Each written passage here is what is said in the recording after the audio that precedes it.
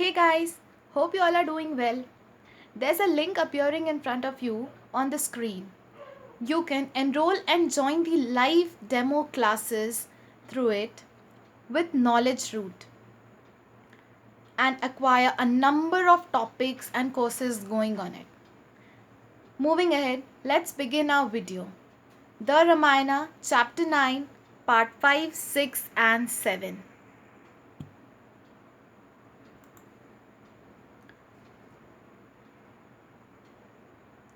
Part 5 is the speech of Nikum and Vajrahanu, where they say that then arose the brave Nikum, Kumkaran's son was he, spake his young heart's mighty passion, in his essence bold and free. Need is none, O mighty monarch, for a battle of war, bid me meet the homeless Rama and his brother, wandering far. Bid me face the proud Sugriv, Hanuman of the deepest vile. I'll rid thee of thy foemen and Vanars poor and vile. Rose the chief with jaw of iron, Vajrahanu fierce and young, licked his lips like hungry tiger with his red and lolling tongue. Wherefore, monarch, dream of battle, Rakshas, feed on human go. Let me feast upon thy foemen by the ocean's lonely shore. Rama and his hermit brother Hanuman, who hides in wood, Angad and the proud Sugriva soon shall be my welcome food. Here, Nikum, one of the members of that Sabha, says that with a very fierce and a very passionate heart, he said that nobody is needed for the battle or a war. He just asked the monarch to let him meet the homeless Rama and his brothers and face the proud Sugriv, Hanuman. He says that he himself is sufficient for the Vana Sena, the army of the Rama. Then he stands up. He stood up, and the chief Vajrahanu, fearfully licked his lips like a hungry tiger with his red tongue. He asked the monarch to not to dream for battle as Rakshasas feed on human and let him feast on the enemies of the oceans alone. He further says that Rama, Lakshman, Hanuman, Angad and Sugriv shall be his food soon. He was very proud of himself and was very bold and spoke everything freely as though he was the true supporter of Ravana. Okay, moving ahead, let's go to the sixth part, Vibhishan's warning. 20 warriors armed and girdled in the council hall arose, thirsting for a war of vagans, hurling challenge on the foes. But Vibhishan, he was deep in wisdom, Ravan's youngest brother, he spake the word of solemn warning for his eye could father see. Pardon king and honored elder if Vibhishan lifts his voice against the wishes of the warriors and the monarch's fatal choice. Firm in faith and strong in forces, Rama comes with conquering might. Vain against a righteous warrior would unrighteous Ravana fight. Think him not a common Vana who passed the ocean wave, wrecked the city tower and temple, and a sign and warning gave. Think him not a common hermit who Ayodhya ruled of yore, crossing India's stream and mountains, thunders now on Lanka's shore. Okay. Then he says, what dark deed of crime or folly had the righteous Rama done, that you stole his faithful consort unprotected and alone? What offense or nameless insult had the saintly Sita given? She who chained in Lanka's prison pleads in piteous tears to heaven. Take my counsel, king and elder, Sita to her lord restore. Wipe this deed of wrong and outrage, Rama's righteous grace implore. Take my counsel, Rakshas monarch. Vain against him is thy might. Doubly armed is the hero, he who battles for the right. Render Sita to her Rama, with vengeance swift and dire. He despoils our people Lanka with his bow and brand and fire. Render wife unto her husband, in battle's dread away. Rama, swoops upon the empire like a falcon on his prey. Render to the Lord his consort with blood of Rakshas slain. Rama soaks the land of Lanka to the margin of the main. Listen to my friendly counsel, though it be I stand alone. Faithful friend, but fury foeman is this Dashath's son. Listen to my voice of warning. Rama's shafts are true and keen, flaming like the withering sunbeams on the summer's parched green. Listen to my soft entreaty. Righteousness becomes the brave. Cherish peace and cherish virtue, and thy sons and daughters save. Okay, this is what Vibhishan is saying. He is a sort of giving warning to Ravan.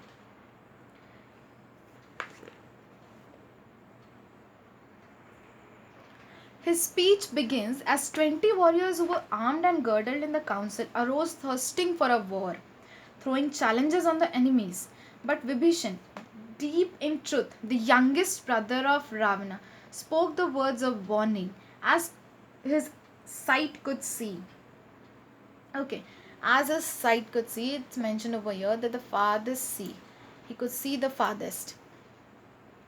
He requests the king and his elder brother to pardon him the if he lifts his voice and goes against the wishes of the warriors and monarchs. He says, true in faith and strong in forces, Rama will come to conquer. Failing in trying against a righteous warrior, Ravan would fight. He moves ahead, saying to not to think the Vanar a common one and who passed the ocean wave, who wrecked the city tower and burned the temple, which was a sign and warning for us. He crossed the ocean wave and wrecked the city tower and temple, and it was a sign, a sort of a warning which they gave, which Vibhishan had understood that yes, they are going to lose on their part.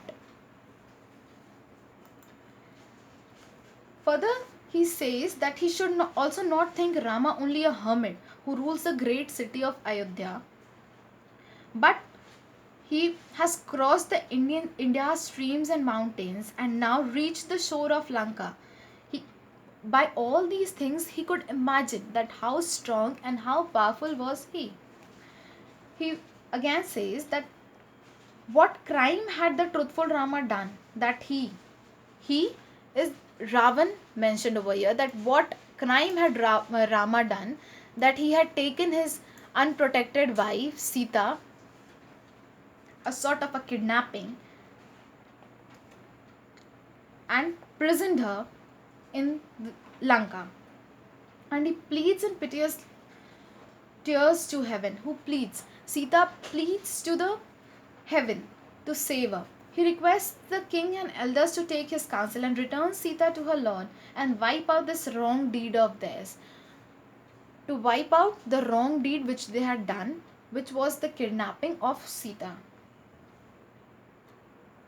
He asked Ravana to take his counsel, and it will be the mightiest to fail against him, as he is doubly armed, who fights the right. We should render Sita to Rama, or he shall punish the people of Lanka with his bow very seriously. He then says to return Sita to her lord, or they'll have to face a dreadful battle in which Rama will swoop upon the empire like a falcon on its empire. Okay, he would swoop like a falcon. Rama is a faithful friend, is a fury enemy. He asks them to listen to him, his warning, as his powers are true and keen on his part. He asks them to listen him, his warnings are as his powers are true and keen and flames like the sunbeam on the summer's parched green. Listen to his soft entreaty, as brave always does the right. Cherish peace and virtue and save everyone's daughters and son. By his speech, by his request, he pleads in front of the Sabha, in front of Ravan, to save the daughters and the sons of the people of Lanka. As if they'll have a fight, a lot of people will die. Everywhere it will be bloodshed. So he pleads and requests on his part as to what he could do to save his brother's kingdom. Then comes the Kumbhakaran's speech. Ravan's brother Kumbhakaran, from his wonted slumber woke, mightiest he of all Rakshasas, thus in solemn accent spoke. Truly speaks the wise Vibhishan, ere he stole a hermit's wife. Ravan should have thought and pondered, quoted not a causeless strife. Ere he did this deed of folly, Ravan should have counselled sought. Tardy is the vain repentance when the work of shame is wrought. Word of wisdom timely spoken saves from death and dangers dire. Vain in grief for crime committed, offerings to unholy fire. Vain is hero's worth a valour if by foolish counsel led, toil and labour fail, and perish save when unto wisdom wed. And the foeman speeds in triumph, ere a heedless monarch's might, as through gaps of Karancha mountains, Hansas speed their southern flight. Ravan though has sought unwisely Sita in her calm retreat, as the wild and heedless hunter feeds upon the poisoned meat. Nathless, faithful Kumbhakarna, while his loyal duty know, he shall fight his monarch's battle, he shall face his brother's foe. True to brother and to monarch, be he right or be the wrong, Kumbhakaran fights for Lanka's against her foeman fierce and strong. Recks not if the mighty Indra and Vivaswat cross his path, or the wild and stormy Marut's Agni in his fury wrath. For the Lord of Sky shall tremble when he sees my stature high, and he hears his thunder echoed by my loud and answering cry. Rama, armed with ample quiver, shall no second arrow send, ere I slay him in the battle, and his limb from limb I rend. Wiser heeds than Kumbhakarna, right and true from wrong may know. Faithful to his race and monarch, he shall face the haughty foe. Jo- Joy thee in thy pleasures. Ravan rule thy realm in regal pride. When I slay the hermit Rama, widowed Sita be thy bride.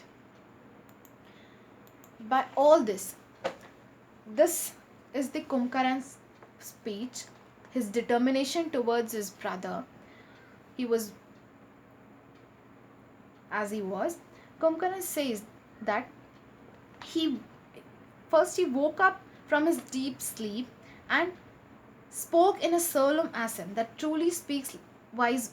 He was in favor of Vibhishan in one way, but on the other hand, have given he could not have gone against the monarch, against his brother Ravana. So he speaks that truly speaks wise Vibhishan. Ravan should have pondered and quoted before stealing Rama's wife. Before doing this deed of mistake, he should have sought a counsel. Shameful is the vain when the work of shame is wrought. Words of wisdom is spoken timely, saves from death and danger. Failure is grief for crime committed. Failure is hero's wrath or valor if he is led by foolish counsel. He is considering the Sabha as a foolish counsel in his mind. He was in a way right also, because he knew that Rama could kill everyone. Then he says, though Ravan has sought universally Sita in her calm retreat like a wild and a heedless hunter feeds upon the poisoned meat, then also faithful Kumbhakaran will loyally do his duty. He shall fight his monarch's battle and face his brother's enemy. Being true to brother and monarch, it be right or wrong, he'll fight for Lanka. The enemies fierce and strong, whosoever the enemy is, he'll fight against them for his brother, for the monarch of Lanka. And he'll think not of Indra Vivaswat across the path or Agni or Maruta's fury wrath, as the Lord of Sky shall tremble when he sees him high and hears the thunder echoed by his loud voice and the answering cry. Rama, armed with ample quiver, shall not send the second arrow, and he shall slay Rama's body from limb to limb. He says wiser ones other than himself may know right and true from wrong. They'll face the foe if they are faithful to their race and monarch. Joy and pleasures to Ravan, who will rule the realm in pride, when Kumbhakaran, he himself, he'll slay and he'll slay, kill the Rama, the hermit, and then the widowed Sita of Rama will be his bride, his brother's Ravan's bride. He had a faith in himself that yes, he could fight Rama, but on the same hand, he knew that yes, Vibhishan was right. The council sitting over there was in anger. They all were filled with pride, because of which they were giving this sort of a guidance to Ravan as to go and fight with him. But Vibhishan was the true one who really wanted Ravan and his Lanka to be saved from Rama's fury ascent. So this is it, and we'll be doing the rest of the 3 parts in our next video. Do subscribe my channel if you are new to it.